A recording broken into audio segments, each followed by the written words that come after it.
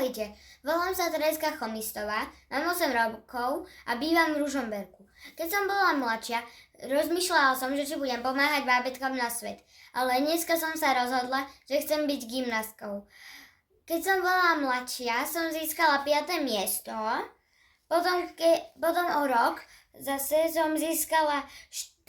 miesto a tento rok som vyhrala 3. miesto. No však chodím aj na iné krúžky, napríklad na klavír. Tento rok som vyhrala že som bola absolútny víťaz.